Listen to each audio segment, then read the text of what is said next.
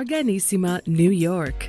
Your exotic skin, hair, and beauty source, and your one-stop shop for all your natural and organic skin and hair care, featuring authentic organic Moroccan oil and prickly pear seed oil and much more.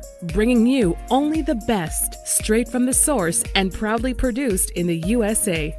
So what are you waiting for? Shop today at www.arganissima.com. Arganissima, New York. Your beauty is our duty. Arganissima.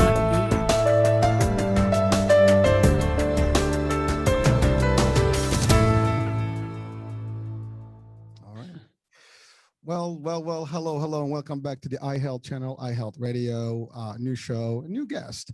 And this time we're going in a different angle, an angle that affects a lot of businesses and more so in the healthcare field. But again, in every, live, daily life in general, we have to experience it. And it's important to all of us. And we play a role in it too. And so I'm being a little bit funny about this because I'm trying to give you a little suspense here. but really, our guest today is a specialist in an area that is unique to all of us in a way, because again, we all affected one way or the other or get affected by it. And so I have Barbara Khozam with me, and she is a specialist, customer service investigator, as we'll talk about that title, but she is an expert in the customer experience and customer service. And that's why I was talking about the uniqueness about this particular show today, because it affects everyone. And so before we get into the deep stuff and dive into the discussion, Barbara, welcome to the show. Thank you. I'm super excited to be here. Yay. Our pleasure, my pleasure. And, I was excited about this particular show because it's something that I love and I live by.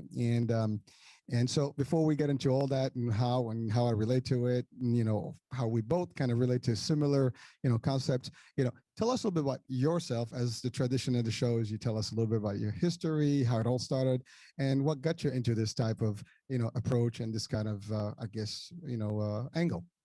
Okay. All yours.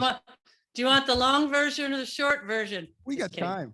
All right, we've got time. Well, it all started. And so we'll go to college. I graduated from college with a degree in chemistry, of all things. Okay.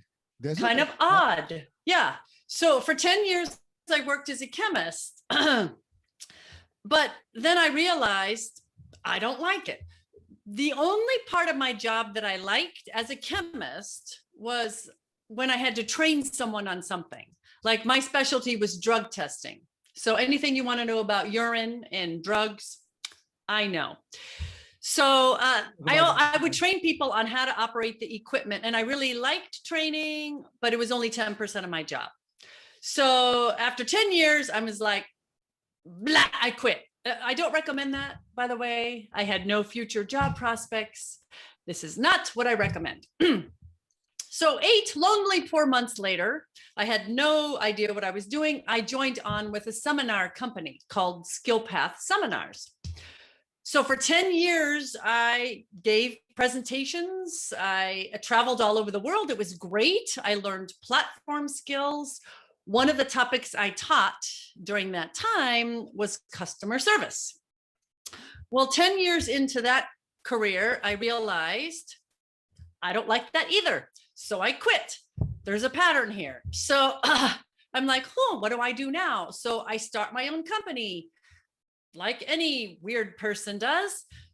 But the problem was I didn't really know what I was doing. I don't know if any of your listeners have ever done this. So I hired a coach. I like coaches. So I hired a coach and he's like, you want to speak professionally. You have 3 topics that will sell in corporate America. That is leadership, communication, and customer service. Pick one. So that's how I ended up picking customer service, but I love customer service. So it was a natural fit. But then a year later, I got connected with a healthcare consulting company. That's how I got into the healthcare industry. So about 75 to 80% of my clients are healthcare related. I still have other clients, but a lot of them are healthcare. that's my journey. Wow, that's pretty intense, and it's a pretty interesting leap from one world to the other. Mhm. But I think at any given moment, the concept of the customer service is always there. That's right. And the more I think about it, the more I see that there is value and everyone is touched by it. Mhm. So the first one that is actually touched by it is individuals as customers, Mhm. individuals as business people. It's the same thing. Absolutely. Everyone I think has a role to play in the customer service world. And my experience with it, and just briefly, I was hired by one of the companies that drives customers experience to the next level, and this was I'm not going to give my age, but years back, way years back, and that's nothing like the Disney World company, and so they basically teach you magic. I mean, and literally that's how they do it. And the concept, and the stuff that I learned there is really that customers are right, kings and queens, and you got to treat them like royalties, and you have to make them feel the magic. And so, in my world, that's how my influence was. And so, as I got into the insurance industry and the healthcare, it is part of it. And we have various types of customers, obviously. And the first ones are your customers or your members, right? That's customer satisfaction, member services, things like that. So that's my experience. So I could relate to your life, and you clearly stated it. I mean, in the corporate world, the CX or customer experience is big. And really, you cannot thrive in any business without it. I mean, that's correct. And we can talk about, you and I, we had this discussion earlier about the prospect of today, especially with the social media world and things. And that's a whole discussion itself. So I'll leave that to you to dissect with me. But so now you are in the customer service investigation. So what is that? Yes. What is that? So yeah, I like that, huh? CSI. Yeah. So I'm basically a mystery shopper. I'm a professional mystery patient. I've taken my clothes off for a lot of people. So I do a lot of observing. You can learn a lot about a company by sitting around and watching. Like if I just sit in a reception office of a dentist or a doctor's office, I can hear front desk people, I can hear MAs, nurses. When I'm a patient, I'll go through the whole process from making an appointment to going in to getting the exam to leaving to so you can learn a lot by just watching people. So I do a lot of that. So every client that I work with, I'll do investigating. I'll do mystery shopping. I'll do calls. I'll have my team call. I'll walk around. And then I give them the report and I'm like, you need help. It's funny. You just brought me back. So I did mention Disney. And so my role was a tour guide in there. And but I I used to do overtime, from now, every now and then. And sometimes I worked in the Magic Kingdom. And in the Magic Kingdom, they do have actually mystery shopper or secret shopper in the program. So I would actually disguise myself as a customer and walk around, and just because there was sometimes, there's loss and prevention, that kind of thing. So people were basically, you play the innocent, guest, and just walk around and observe if there's anything going on that's funny. So it's funny because you mentioned that. And in our industry, in healthcare, we do actually employ, agencies that do that for us.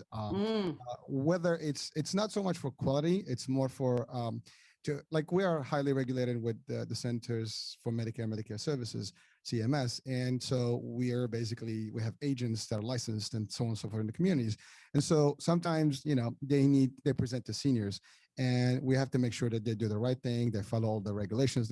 So by me or someone from the team goes in, I mean, they're going to do the right thing. So we hire these folks that actually go in there and pose as clients, and they basically give us a quite a nice report on each one, and then we address any deficiencies, that kind of thing. So I'm assuming that is the same thing, but now it's more about in your case, it's more about giving feedback to the leaders and getting the action. Exactly. So how does that? In fact, one time, one of my clients was a plumbing company. So I would hide out in people's houses, and then the technician would would come, and I'd be like ducking under toilets and like behind closets, and yeah, it was it was a very athletic move happening there. That's weird, but hey, Yeah. right? Yeah. Uh, It's kind of fun. yeah. So yours, I mean, that was, you gave the example of plumbing, but now you do it with providers in healthcare settings, right? So Yep. I'm a provider, hospital, doctor, dentist, lab. I hire you or your company, and it's your company, and so you would go or send someone there, and basically they will do a visual inspection, and Yeah. or even an interaction, and basically review the sites and the Right. staff, the facility, the hygiene, the whole thing. Uh, That's right. I'm assuming this was a very difficult year this year, because that's kind of Oh, dynamics, right, with COVID, and we want to drive there, in a minute, but let's guide us and the audience onto like how the whole process goes. How does it, start? What are you guys looking for specifically? I mean, I can imagine a few things that we're all going to be looking for if we wanted to see if the quality of the business is there. I mean, sometimes, business also employ, telephonic, type of shoppers. right. Call in. Right. It's a So, experience. so the whole issue with the customer experience is that it's not just one touch point. Customers have multiple touch points. And so, like with a doctor, for example, how do they hear about the doctor? Do they get a referral? That's a touch point. That's a great touch point. And then what do? Do they Google? Do they go online? And do they read those reviews, which we will talk about, which a lot of healthcare providers they don't even look at them. They don't even know they exist. I'm like, but 94% of patients go online to get validation. Customers go online to get validation of a company. Most of them do. And if we're not checking that, if we're not on top of those reviews, that's a problem. That's a touch point, right? Or maybe I go to the website, I go to a company's website. I'm like, oh, I have a question about something. I want to give them a call. I can't find the freaking phone number. Have you had that happen? Yes. I can't find a phone number. And then I click on the contact page. It's not even there. And then you have to go like 5 pages. That's a touch point, a negative touch point. So there's a bunch of stuff that we analyze before we even pick up the phone or walk in the door. It's every touch. And when I drive in, I see like garbage on the floor, on the ground, and while I'm walking in, or in the bath, I have to go to the bathroom. Oh, there's toilet paper on the floor, if there's toilet paper at all. Like it's every touch. It's not just the human one. It's every touch point, right? Or the sign. Like, okay, so I went to this one place. It was a dental office. So they gave me the address. So I'm like, oh, great. So I go there, and there's like a door to the left and a door to the right. And there's no sign. Or so I'm like looking left, I look right, I look left, I didn't know what. And so then finally I kind of walked closer, and I'm like, oh, I think I go like that's a touch point. They just need a sign with an arrow, Paper like works too. Yeah, like these little things. And see, why I'm so passionate about customer experience is that changing a few things can massively improve the experience. Customers have choices, right? I go to your website, I can't find your phone number. Oh, your competitors is right on the front page. Well, you can win over clients very quickly, very cheaply by fixing these little tiny touch points. So that's why I'm passionate about it. Listen, I hear the passion, and I mean, I believe in it, and you're right. I mean, from like I'm in the sales world, in the healthcare, right? But really, we have a definition for our teams, which is we're the frontline customer service. Mm-hmm. So it starts with those crew members out there in the community, and everything they do, because they're the first people, first impressions, yes, first contact, first everything. But then, to your point, if you look at the website, if you look at even the website dynamics can be very, like, I get upset when I go to a website, I can't figure it out. Or like, right. It's somewhere buried in 10 layers. It's hard to find, what you want directly. You're right. Phones, contact, all this stuff. But I think, there is a driver behind this, because you're talking about providers. And when you think about some of the older providers, or like people that have been in business long enough, they may not have caught up to the technology on all this stuff. And some of these are small operations, so they may not have the teams. And it is simple stuff to change. And thus that's where you guys come in, and that's probably why you get recruited to. Hey, I'm not seeing the right traffic. Can you help? And then you give them an assessment. Hey, well, these are all the issues, and this is potentially the remedy. Fix it, and you'll see results. I mean, it makes sense, right? But I think I've seen that. I mean, I've gone to doctor offices myself, but they're really very antiquated offices. You still have old equipment, nothing is updated. And you mentioned reviews. That's a big deal too. And some people have not caught up to the review business. It's important. I order something anywhere, and I look. If it's not 4.5 plus, I'm not even looking at it, or maybe depends on what it is. But really, and again, that's the other. But there's also gimmicks on the reviews, and we can talk about that. So that's really a challenging, a concept when talking about the customer service experience. But each and every one of us is a customer. That's right. And that I think that's what I said earlier. It's an intriguing discussion because we all have to understand that. At any given point, we either serve or be served. And there's that whole discussion or the concept of do right unto others the way you want them to do unto you. Well, or whatever that expression is. But the concept there is the same, right? We all expect the highest standard of service. Yeah, sometimes when we're on the flip side, sometimes I've had arguments in a lot of places, with the attitude. What's that with that? I mean, what's your experience with that? I mean, attitude is big these days. You into a place, they look at you like you have 3 heads, like they don't want to talk to you. Right. I agree. Do this job.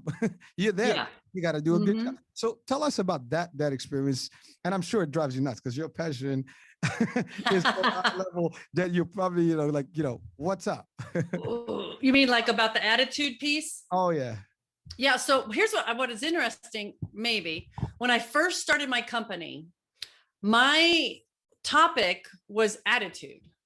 It was called Zap Negativity, Ignite Yourself, Your Life, and Your Results. But my coach said, companies don't buy attitude. They buy these other 3 things. But that's why I picked customer service, because customer service is attitude, right? I am sure you have experienced a front desk person at a hotel, a restaurant, a doctor's office that hates people. More than you think. I'm like, why are you the face of this? And the problem, I think, is, they're the lowest paying person. I think they should be the highest paid. I mean, if they're answering the phone, if they're greeting people, they need to like people, but I think we get people that are good at processing. Oh, look, I got you in, I got you out. Yeah, but that's not the experience people want. They want to feel valued. People want to feel important and special. And I don't think we have the right people in the right positions a lot of times. Well, it's all about attitude. Attitude is key. And whether you're an employee or an individual, I mean, even in personal life, attitude is everything. I mean, that's right. You don't agree. Attitude. I'm like, hey, stay away. I know we can touch into positivity, negativity, and all that stuff, but it's all playing in the same realm. Now, just to give you, so you mentioned something funny there. Well, interesting. And, when back to the Disney World, one thing, like the first training you get, and this is true fact, because they treat every employee as cast member. So you basically on stage. So really they have on stage and backstage. So you can have a fight in the backstage in the cafeteria. You're walking in there, you have to have a smile.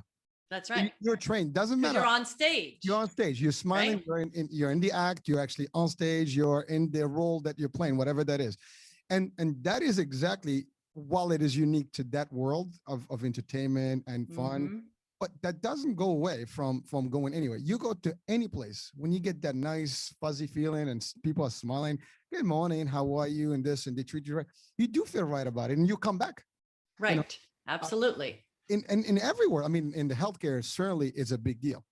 And fortunately, now I've worked with a lot of private docs and hospitals, and again, hospitals levels change from city hospitals to like private owned hospitals and things like that. And you can see some of the treatment, sometimes they can be very mediocre. And to your point, the staff is not happy.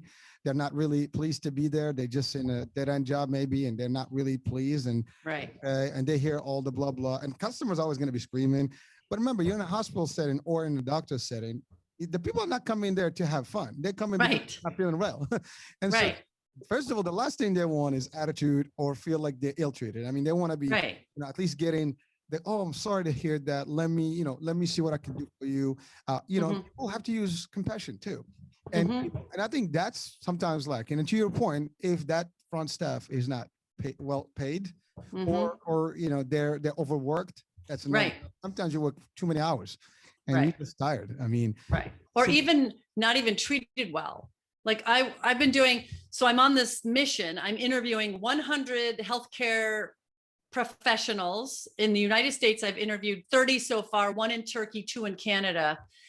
And like the overriding theme is, if leadership isn't treating employees well, good luck. They're not going to treat patients well or customers well. Why would they? Well, customers. That's a big deal in a corporate leadership. If you're not treating your employees right, they're not going to treat your customers right. That's right. And so take care of them. And so many, highly, reviewed, speakers and leadership specialists, they always highlight this topic, which is your employees are the top. You treat them here, top, you'll get top. You treat them low, you get nothing. And so that is a big deal. Yeah. So I've been interviewing, these executives. One of them worked at a company where, during COVID, the poor healthcare workers, like they're either laid off because they work like at a primary care doctor or orthopedic that no one is having surgeries, or they're in the ER and they're like burnt out. So the most successful companies took care of the employees and made sure they had breaks, and they would come down on the floors themselves and they would take over, and they would make sure they had the PPE, and they would give them training.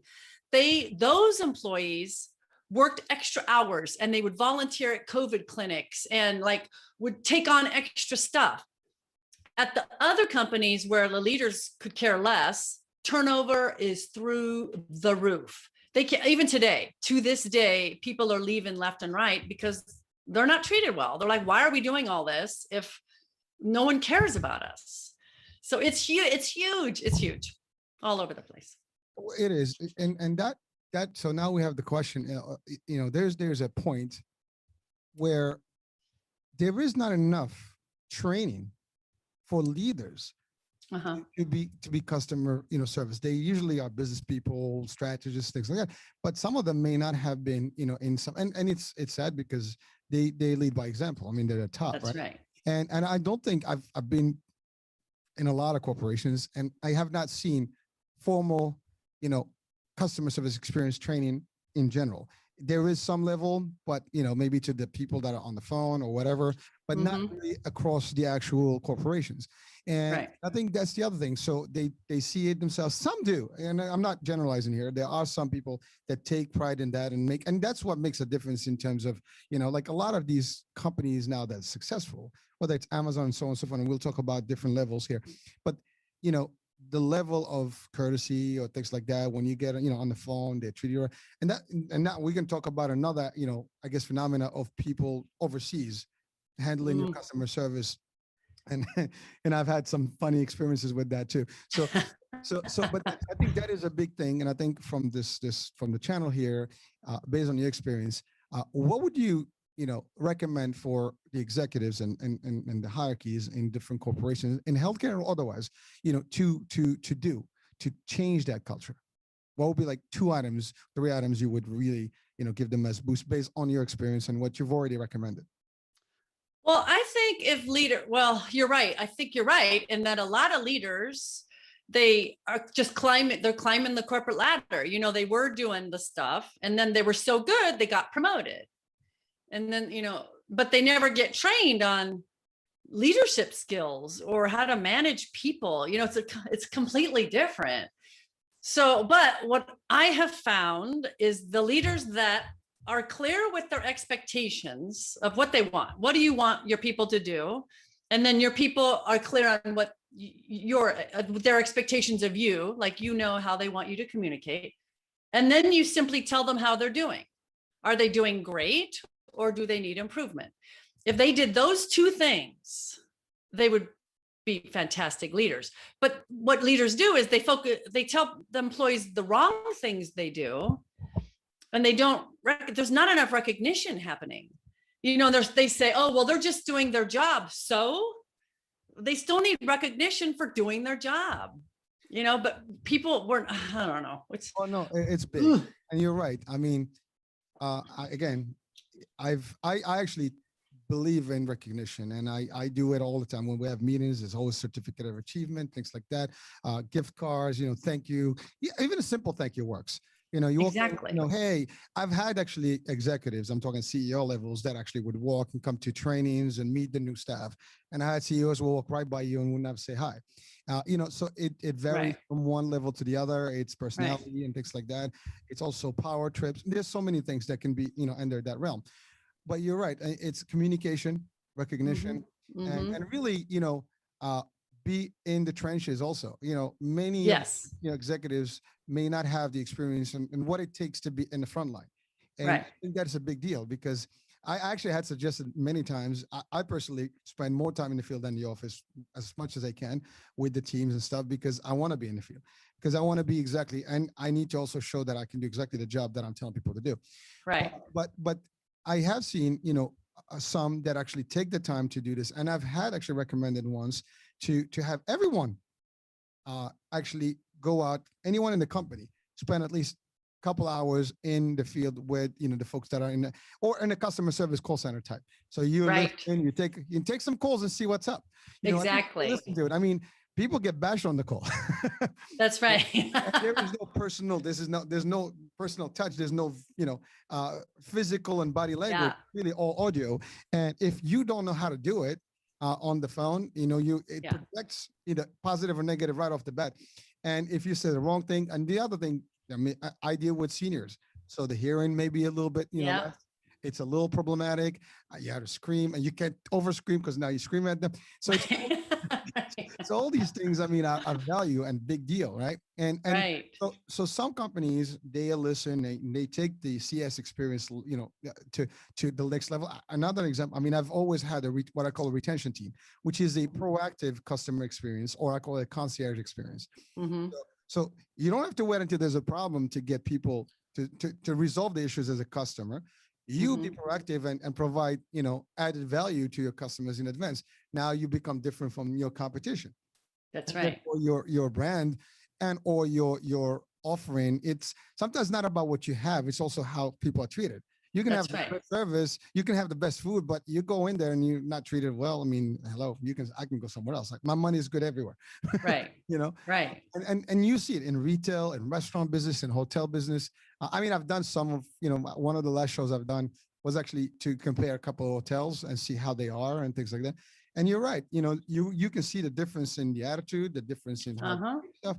And it makes a big difference for you to either, I want to go back or not. Now, I know this is a topic that's probably going to get you irritated right now. Uh-oh. Well, the customer experience has changed. I think that, even, and believe it or not, I mentioned Disney and I give them all the prize, in initially, but like more recently I've been there and it's not the same as it used to be. Even like with security measures and things like it's just harder now.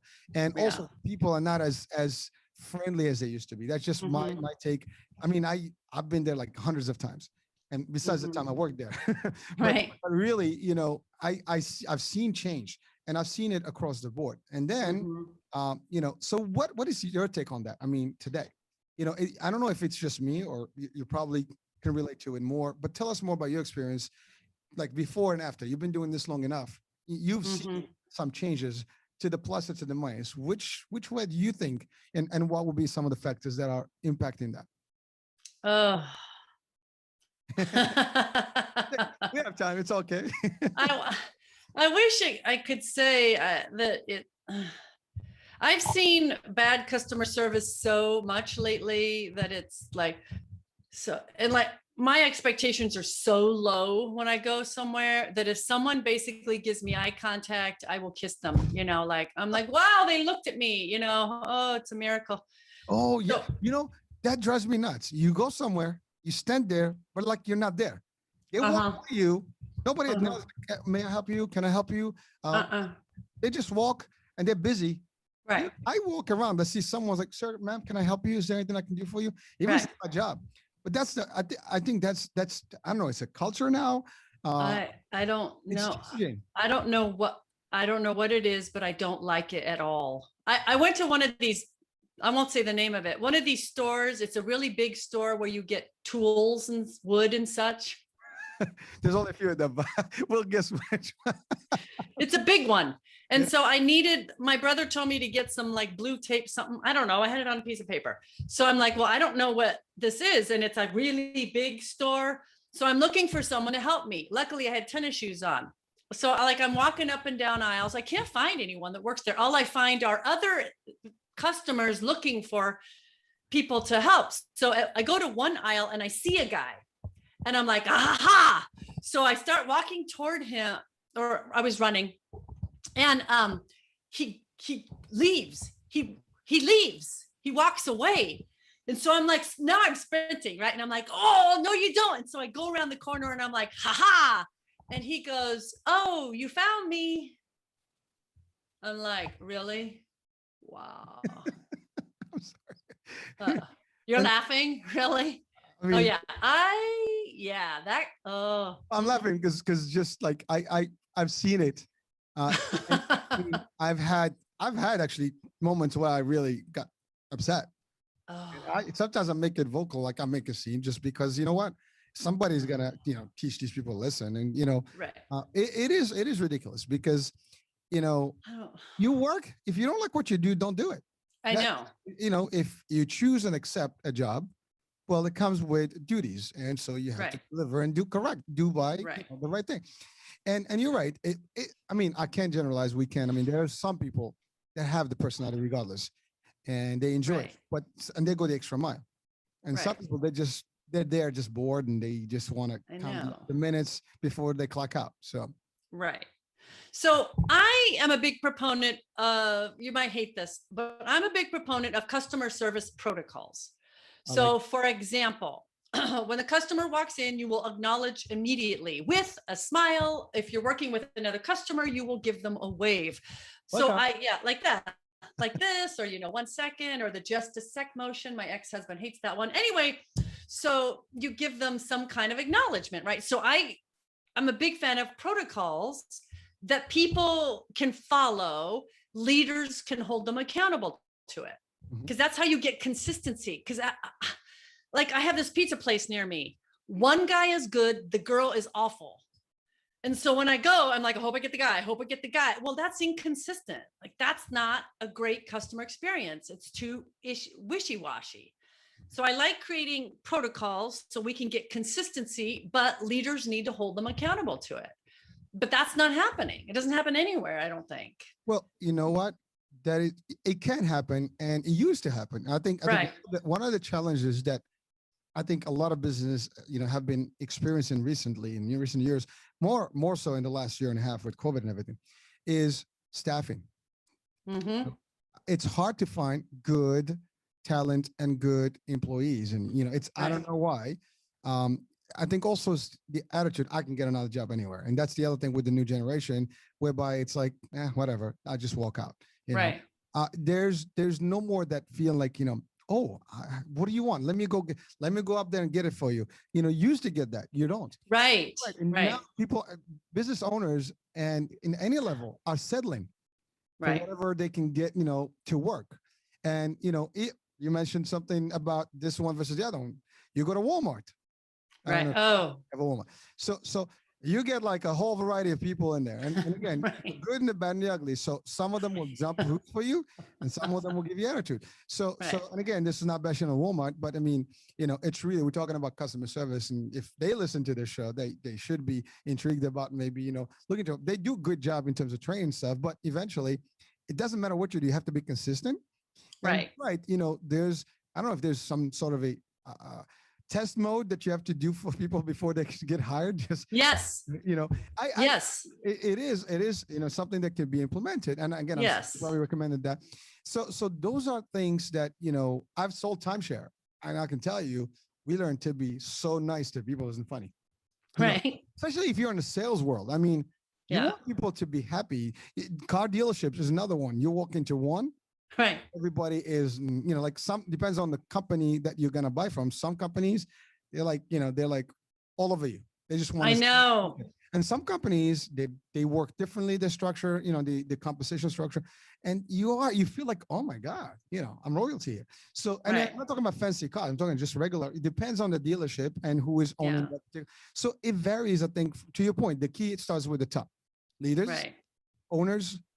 If you really care about your business, well, you Mhm. got to care about your employees, and you would not allow anyone from your employees to mistreat and or do bad, give bad impressions to your customers. Otherwise, you're Right. going to see lesser and lesser of them, and it's going to impact your bottom line. You're investing in your business, and Right. you don't want someone to come in and destroy what you've worked hard to. That's build. correct. Uh, Plus, I'm sure you've had this experience where you have on your team maybe like one like person who's not very good at customer service. They're just not up to par, right? But we keep them on the team. We don't reprimand them. We don't do anything with them. But that brings down everybody else. Because everybody else is like, well, that's not fair. How come they get away with that? How come I have to be not? Well, I'm not, nothing happened to them. So, so then everyone starts going down. One rotten egg can bring down everybody. So, like, get rid of them, keep the solid good ones. Listen, and you just touch on a very, very touchy, subject there, because, now you get into labor and rights and all this. Yeah. Well, but, it is part of performance. And Yes. so if it's implemented as part of performance and you put the metrics in place, Right. and you give them, these are your, like, for example, in the way we do this, the compensation structures, I always add these attributes within there. So, for example, you want to get some bonus money, guess what? Customer service, experience, retention, people have to be happy, no bad, conflicts and things like that. So some of the things you add in there. And so now there's almost a bait there, or like, there's a compensation for it. But sometimes it helps. At least there is a physical aspect to it. So they have a motivation to actually do right. They shouldn't just be motivated by money, but sometimes if you put there on the flip side, if you don't, well, these are the measures. If you don't do it, then we go to HR and do whatever we have to do. That's correct. And ultimately, if your attitude stinks and, we are, a member or customer facing, well, this is not the place for you. Either we'll take you to a place where you don't talk to anything about, machines. Right. Right. You can deal with Exactly. a robot or a computer. That's fine. You can beat them to death or don't. But you can't do it with your customers, right? So again, it's all about implementing these strategies, to your point. And again, it's all training, and it's consistent training, to your point. And when you have your lower performers, well, they have to either get into programs and training. You can bring in, folks like you and companies that can help, get that. Or some companies, they have their own training departments, or like, like, the learning development type of, units, and they can have these programs available to folks. Or sometimes you send people out to these stuff and things like now with online webinars and stuff. It's plenty. Absolutely. So you're right. Now let's touch on the new world that we live in. I mean, we've talked, it's all what we live in, but now we, especially since COVID to now, we spend a lot more time online and virtually. I mean, we're virtual right now. That's right. You're on the West Coast, I'm on the East Coast, right? Yeah. We spent a lot of time online, and our kids, and the new generation is really social media driven. And there's more platforms than you can count these days, right? So the problem is, what I've noticed, and if you can tell us based on your experience, what's happening? I mean, some of these companies, they don't even have customer service number. You can't get book customer service. Amazon, if you're a seller side, you don't even have a customer service. You have to set up appointments to do this. A lot of robot and chat boxes and chat bots and things like that. it drives you nuts. And then we have the Right. other aspect where people are using overseas, Oh, yes. units that may not understand besides the accents and the dialects and things like that. It's also the culture or even the neighborhoods. And I'll tell you about a funny story, and then I'll give you the mic here. But one time I went to a call center and to outside. We were in New York. The company I worked for was in New York, and the customer service was in Indiana. The call center. But it was a sales call center. So they were Okay. like call in and doing stuff. But then the person, like, I'm listening to the calls, and someone was from Brooklyn, and in a specific area in Brooklyn, and this person had no clue that that area was in Brooklyn. So he was describing things to that customer. They're literally like, "What the hell is this guy talking about?" He had no clue. And remember, the person does not know that this is a call center somewhere in the Midwest. They Right. just know that this is the company that they work with in their city. So, Right. so we use that as a coaching, concept. Right. We put the whole team together in training. We train them on the maps. We train them on what those neighborhoods are. Did some Google business on them to Right. so you need to learn that when you're talking to these people, they have to think that you are in the neighborhood, that you know Right. what they are.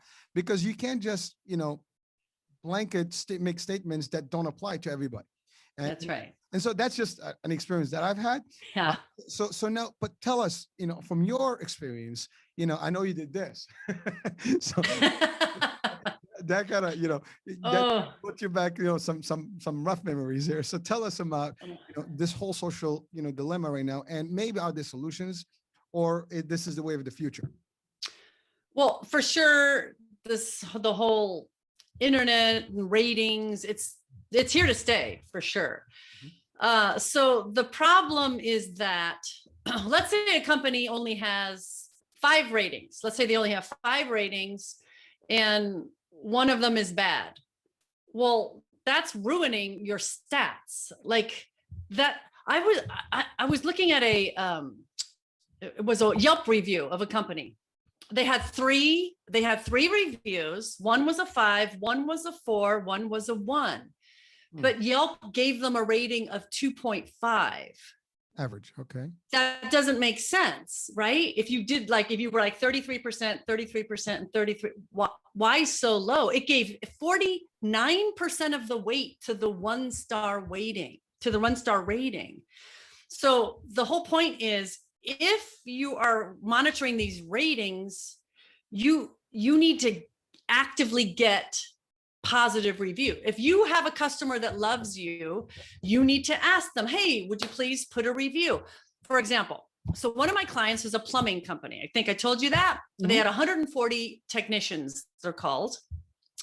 And they had like a 3-star rating. There's tons of plumbers where I live, by the way. The competition is fierce.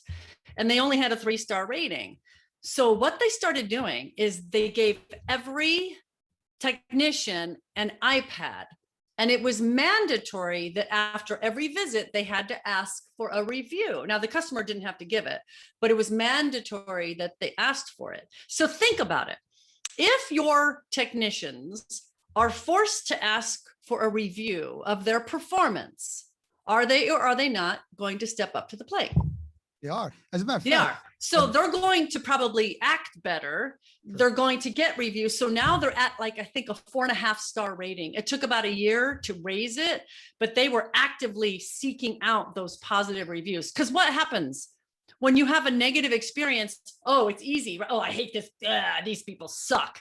But when you have a good or average one, you're like, I don't feel the need to write anything unless it's like super, spectacular. So you need to bombard the negative ones with positive ones. You can't take them away, but you can ask for the positive ones and get, better overall ratings. You're always going to have some low performers, right? Yes. But the low average has to be, more on the top and very little on the bottom. And then either you walk them up or walk them out. Right. And another thing is they need to monitor these things and respond to them. Like if I see a negative review and the company doesn't respond at all, that's a problem. It's like, oh, they don't care. Why aren't they I don't like the generic response either, but it could be like, oh, thank you so much for letting us know. Please contact our manager. Here's the number. We certainly want to address this. Something simple like that. But Well, if they're not addressing it, it's another issue. and you're right. That means they're either not paying attention or they don't care. Right. And you're right. Sometimes when you respond, because some people also can't go funny just because they didn't like whatever, or Yeah. they want to just do some play games and they put a weird review. And some Yes. you respond like, well, that's not what happened.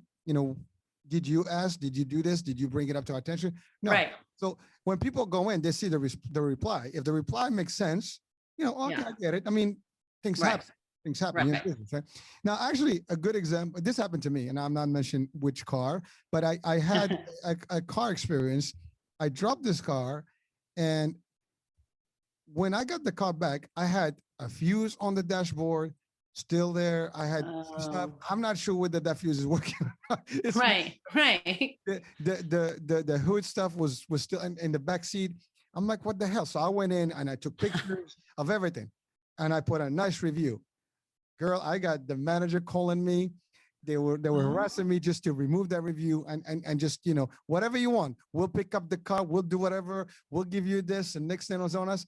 They did whatever it took to actually need to make that leap and change or remove that. Nice. Well, again, I mean, that's the other thing. You do the review, so other people don't experience the same thing. Right. And you just mentioned something that is new. Well, not new. It's recently, in the last few years. But a lot of the companies are using that especially on the phones. Sir, at the end of the call, would you kindly just, give me, I need your stars, and can you just hook me up with a yes or no or great and whatever? And then, we'll hold for a brief survey, and then you get the survey and you give them yes, no, whatever. Right. That's been changing the dynamics on telecom, cable companies, and a lot of other, services, now, and even stores sometimes, some of the larger chains you go in, it's like, hey, can you just hook me up with a nice survey if I did a good service here, blah, blah, blah. You get access to some sort of a raffle or whatever, like they're going to do a draw and you might win $10,000. I'm just kidding. Right. But all those actually, and you're right, because if I'm getting 1 star all the time, I mean, Uber is an example. Yeah. And Lyft. And all, you got to give them ratings. Boom. Right. Absolutely. I don't get my water. 3. Right. Just joking. Right. Right. But, so you're right. Those are techniques and strategies that make a difference. So again, companies have to be more creative, but it's always about accountability and bring them to, people have to realize that the reason, and I've always said this is something I believe in. We only have a job because of those customers. That's right. No customers, no business, you're out of job, Right. And if you have the same attitude, no matter where you go, you're not going to be maintaining that job for a long time. And so even if you want to have a nice, decent living and steady, well, you have to have a steady. And then the other thing, you said attitude. Sometimes people having tough time in their personal life, which can happen to all of us. Everybody goes through ups and downs, financial, this, that. That is not a good reason for people to really have a bad day and just take it on the others. Right. If you have a bad day, take a day off, it's okay. Talk to your supervisor, whatever, put you on a task where it's, do inventory. I'm just saying, but don't go in the front line, because you just gotta cool down. Right. And exactly. So, but if you're facing, you have to almost do a temperature. We have to do a temper and a temperature check with you. That's right. How are we doing? Is it high? Is it low? Let's see how you're doing. But stuff like that. I mean, it's almost like you have to have a police, like customer service police. Right. Which you are. I mean, technically that's what you do. Right. You do it as a third party. So, so going back to social, social media, why is it that they don't have, customer service, numbers anymore? Because they all over the world and have billions. I mean, they make enough. They're stupid. I don't know. It makes me crazy. I don't. And I was reading a statistic. I read all sorts of statistics on this stuff. And it said that that people still use 72% of customers still use the phone to contact a company. Now they might start, which I like chat. I really like the chat feature. That's great for, where do I go on the webpage for this? Like easy stuff, right? But if I have a problem with a product or a service, the chat won't work. I need to talk to a human. And if you can't, if I can't do that, it's frustrating, right? Ugh, so I don't know why it's so hard to find a phone number nowadays. It baffles me. Well, a lot of companies don't. I mean, you can. I know. There is a toll free for Facebook, but it doesn't work. PayPal. They used to be able to talk to them. You can't. Some of the platforms, like online platforms, they used to have numbers. They don't anymore. Just becoming like YouTube and stuff. It's all chat and support. It's very difficult. It's amazing. One thing I wanted to ask. I don't know if you've experienced this. So sometimes you call on the phone. You're right. I like to talk on the phone. It's easier. I tell you what I need. You understand what I'm saying, because sometimes in writing I have to really write a whole, right, let's say, just for you to comprehend it. Right. Now, if I tell you 2 words, you probably know what I'm talking about. Right. But then, and it's easy done. And then of course you got the other issue when you dial in and we are experiencing long-term wait time, and you're on the phone with some funky music. Right. And I bet you'll be like, okay, I'm out. Shut it down. But so you talk to someone that is a frontline, call center, rep. You're talking to them, and they're really it's funny because you can get it from the first hi or hello. You know that this is gonna go bad or good. No, seriously, you just hear them like, this is John speaking. How can I help you? Right. It's gonna be rough. Well, how are you doing? I hope you're having a great day and stuff. Literally, those two actually give you an experience up from the get-go. That this is going one way or the other, and then your attitude also changes now. As soon as you have that, your mind is like, oh, this is gonna be rough. So now you're ready for war. Right. Exactly. So the exchange gets crazy. Now here's the thing. Sometimes, and I've had this done before. You talk to the person, and they give you all kind of bad stuff. So I say, as soon as I get there, it's like, you know what? Do me a favor. I need to speak to your supervisor. Supervisor, come on board. The supervisor now is excellent. Right. I'm sorry, hear that. Let me do. Well, why is it? And I tell him, you were able to solve my problem with the same question. I didn't change it. It's the same problem. But you were able to do it while you have more access? No. I mean, they're supposed to be trained to do exactly what you do. And the only difference why I got you, because they were just giving me a hard time and they don't even know what they're talking about. Right. Able to do 1, 2, 3 and resolve the problem, and with a smile, Right. and you give them a feedback. And actually, I tell them, listen, from my experience, I run call centers. Guess what? You need to give them, a little bit of coaching. This is a coaching moment for these people. Maybe it's something that listen to the call. I tell them, pull the call. Yes. Yes. It is bad. Now someone may not be able to tell you that. I'm telling you because I train people to do that for my own company, and I need to make sure that. So whatever I expect, on my staff, I expect it from yours. So, but I'm sure you've experienced that. I'm sure if you're watching the show or listening on the radio here, you will probably relate to that. It's common when you get somebody on the phone and it really, really drives you nuts, and you probably spend 10-15 minutes just to explain what the problem is. Yeah. Oh, sir, we can't do this. We don't know that. Like, just give me someone who can. If you can, we can go to the next 3rd tier level until we get somebody that, and someone will be able to do. Oh, they're not available. Well, guess what? Make them available. I'll wait. I have time.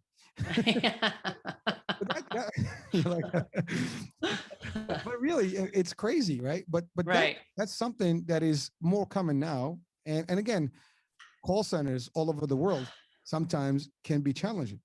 Right. And you get a lot of these problems. So. Yes. So what else can you tell us today about the customer experience as a whole? I mean, how do you rate it in a business? Is it 50%? Is it 30%? Is it 10%? It's 100%. No. I like that. Well, so I was a high number. Well, So, I mean, if we're not treating them well, they're not going to come back. They're not going to tell others, But one of the reasons why I like healthcare is they have surveys. They have customer satisfaction. These CAPS, these surveys. Yep. And based on how well a practice performs, they will get reimbursement. So if they score well on the survey, they're going to get more reimbursement, meaning more moolah. Mhm. So I like the fact that in healthcare, we can tie money to patient satisfaction. So in other businesses, sometimes it's hard to quantify customer service. It's like, oh, we were we were friendly and we followed up. Like, how do we measure it? So that's why I am a big proponent of getting feedback and getting, no matter what business you're in, I am a big fan of constantly interviewing people, calling them, doing surveys, on the spot, mail, email, whatever, to get the feedback. A lot of companies, there's a statistic, 80% of companies think they provide great service, only 8% of customers agree. So that's a big chunk. 80% think they provide great service, only 8% of customers agree. Well, because it's not based on their surveys, they're based on their own intuition. Yeah. Or they just think, oh, well, we're doing okay money wise, but they don't know customers buy once and leave. They're not tracking it. They're not asking, why didn't you come back? Well, what can we do to be better? So they're not getting the feedback from the consumers. That's a big deal. Well, customer retention is big. Yeah, it is. It is huge. You just said it. I mean, you talked about in the provider world or the healthcare caps. I mean, it's a big deal. And we, like, as a payer company, we actually have these measures in place in the contracts and things, and we have incentives for, these providers to do certain things in the care, to provide the highest potential care, code correctly, do all the stuff. And, and then we get the surveys, satisfaction, things like that. Even the regulators, they do surveys as well. And they survey, like, for example, with CMS, they do annual surveys to all the Medicare recipients who are in the managed care company. And so each plan gets basically surveyed. They take a universe from their membership and they call them. And they have a series of questions about providers, about service, about all this stuff. And one of the areas that's typically big, it's either customer service experience, like how they being treated, or the provider access and the provider care and so on and so forth. And those are big. And companies spend a lot of energy on those areas because, like, in the managed care and the Medicare world now, we have stars. Yep. So if your caps and all your measures are low, you get lower stars, and therefore now you have a problem because your reimbursement now is attached to that, and you lose dollars premium. Right. If your stars are high, you get paid a lot more, and therefore you can also service the community and your membership better. So it is a big deal. And so in healthcare, that is a humongous type of approach that makes a difference. And with more recent years, I mean, it's become the biggest thing, and all the plans work really hard to make sure that their networks, their providers are really par.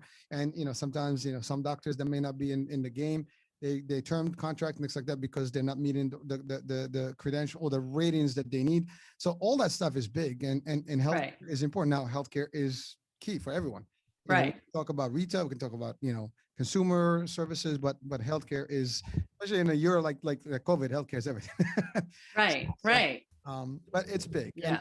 And I understand why you chose healthcare specifically, because that is a big area, and there's plenty of potential and plenty of opportunity there to improve. Exactly. What's interesting, you just touched upon this. Today I did a presentation on access for a healthcare group and what we talked about? It was all about communication, because, like, the problem with some of those surveys, the questions, they're like, how often did you get the appointment as soon as you needed it? Well, that's someone's opinion. Was it easy to get the appointment? That's someone's opinion. So how do we fix that? Well, we need to communicate. We need to say, you know what, I'm going to make this easy for you. I want to make sure you get your appointment as soon as you needed it. So then when they get the survey, they're like, oh, was it easy? Yeah, she said it was. Yeah, it was easy. Like, it's all. But you need to clearly communicate. You need to know what they're asking and then communicate around that. Like, did you get the care? Were they caring? Well, what are you going to say? You know what? We're going to take great care of you. Were they helpful? What did they say? You know what? Did you need anything else I could help you with? Like, communicate clearly around these issues. We can get higher satisfaction results. It's kind of cool. It is. And listen, I mean, we're coming to the end of the show here, but I don't think 1 hour is enough to actually cover all the. Has it been an hour? Oh my gosh. Yeah. Time flies when you're having fun, right? Okay. There's one more thing I want to say, because this is important. We're good. So customers, it's okay for customers to get mad. It's okay for them to complain, because when we respond quickly and efficiently and we give them options, they can go from average to loyal. They can go from okay, like satisfied, to in love with us. So I just want people to just realize it's okay to have a problem, to mess up. Just like what you said, if you're at the restaurant and they mess up, they give you the wrong meal. Oh my gosh, I'm so sorry. Let me get you the right meal. Here's a dessert. Like, you're going to be like, yeah, I love these people. Well, So, well, they do. And as a matter of fact, I use a true story that happened to me in training. And it was about customer service. So this is way first when I started in the industry as a representative. I was actually doing a presentation in a clinic. And so now you're in front of about 30 people in a room. And so I'm talking about our company, and the lady stands up from the back. Your company sucks. Now, I mean, that's basically your day is ruined. I mean, what are you so there's two things here. Like I'm done, right? So here I go with my little, customer service, background and, Yeah. the magic that I was trained with. So I'm like, well, ma'am, I understand there's an issue. Can you tell me more about the problem? In front of everybody, I isolated the problem right there. Instead of me just walking away and showing that we're not taking care of it, Right. I stood there and said, can you tell me more about the story? Well, I've been waiting too long talking about appointments. This was at a clinic. I was waiting too long. I can never get, my appointment on time. So you're telling me that the problem is not with the plan. The problem is right now with our provider, that you're here and you're not able to get, in front of a doctor sooner than you need. And when you come to the clinic, you wait long, right? Yes. Come with me. So I took her with me literally out of, in front of everybody, and walked away to a customer. We had an actual office of customer service in member services in that particular clinic, a hospital. And so we resolved her issues. She comes back and now she stands like, you know what? I was wrong. I mean, these guys do have issues, but they resolved my problem for me. Now I'm going to go start seeing a doctor outside of this clinic. Oh. But it's, I swear to God, this is a true, personal experience, and you have Right. to use it. Right. Because problems are going to happen, and it's just Right. They're going to happen. and that's the other thing I tell them. Things can happen. It's not the problem that's the issue. Is how you handle the problem, and are you That's right. resolve the issues. You use transportation. The transportation company, the guy got into an accident coming your way. What are you going to do? It can happen. Right. It's how do I quickly intervene as a plan or service and change that experience and give them better. Maybe, listen, we feel sorry. Next time is on us, whatever, come back. We'll give you 2 rides next time. Right. Whatever it takes to give them back. And we see a lot of companies do that. Right. Exactly. On another world, one time this happened to me with one of the cable companies. So I called them and I'm telling them the service sucks, blah, blah, blah. I need something. And I want to disenroll. I want to cancel. Oh, okay. Blah, blah, blah, blah, blah.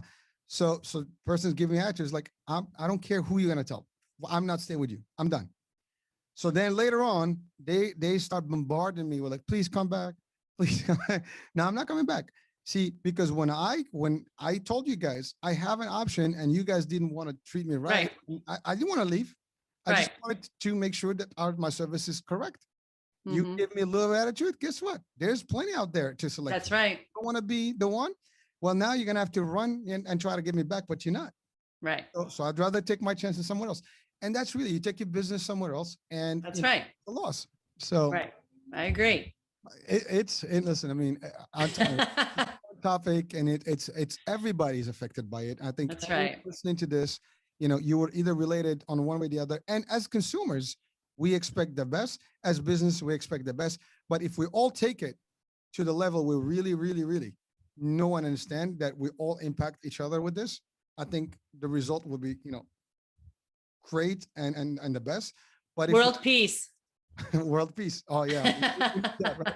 But really, I mean, think about it, right? Everybody will be happy, and the interactions will be smooth. You walk in anywhere, everybody's happy.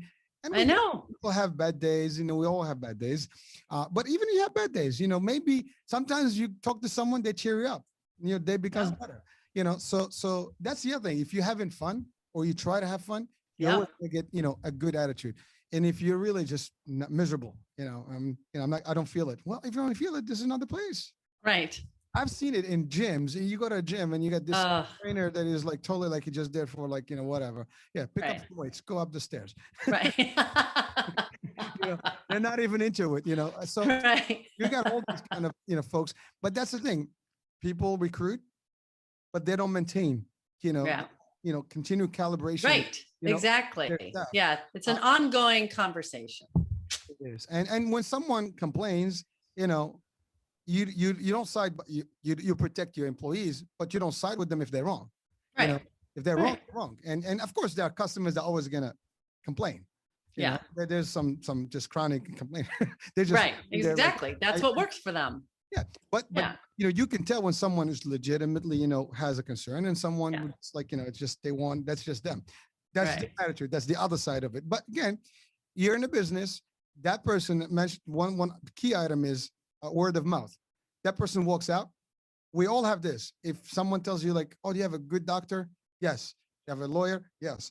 You have a Yes. realtor? Yes. We all have someone to refer to. But if Yeah. you have a bad experience, oh, do not go there. That's right. I would not recommend this place. And that's very quick. Like in our circles in the healthcare, or at least in the insurance, you go to present in a senior center, for example, as a team. And if one senior is not happy with you, you can never walk into that senior center because everybody there Oh. is because they're all gonna like, do not talk to these guys. You're ruined. That's it. It's done. Wow. Business is ruined right off the bat. You can't even do anything. So if a rep goes in there or an agent goes in anywhere of those places, and they give a bad impression, it's not them. It's really the whole plan now that's impacted. And Wow. it's not a good thing. And then Yeah. it affects your doctors now because the doctors are going to be like, well, that plan I'm not happy about, let's not go there. Go to this plan versus this plan. Well, Right. that's supposed to do that for me, a regulatory stuff, but it's personal opinion. Yeah. I don't want you to be seeing that planner. I got a better place for you. I have this representative. Talk to these guys. And that's really what happens. So it's real Wow. stuff. I mean, I know. that experience is the greatest thing that can either break you or make you. That's right. We'd rather, for it to make us. That's as- right. and really, Yeah. it's a good interaction. So Exactly. Barbara, listen, I mean, this is exciting. We can talk. I know, time is of the essence here, but so if you're to leave us with just a couple of pointers, to the consumers here, what would you tell people, how with behavior, whether to the consumers or to the businesses, couple of items to close the show today. What would that be? How about just be nice? Whether you're a consumer or a customer service representative, it's really just about being nice. You don't have to like someone. You don't have to agree with them. And this is true for any human being, right? Yes. Just be nice. I mean, you'll get more by being nice. If you're a customer and you want something, you'll get more by being nice than being a jerk, no matter what role you're playing. So I think that's my thing. Kill them with kindness. I wouldn't say extra words here. That's it. I'm done. Barbara, it was a true pleasure. I think this exchange was pretty intense. I think we've covered. I know, right? I told you it was going to be fun. We enjoyed it. So thank you for being on the show and My for pleasure. your angle of how it is happening out there. So thank you so much. And folks, I hope you enjoyed this particular show and our guest today. Look forward to more fun stuff. Thank you for watching the iHealth channel and listening on iHealth Radio. Hurricane H here. Ciao, ciao. Until the next time. Bye-bye.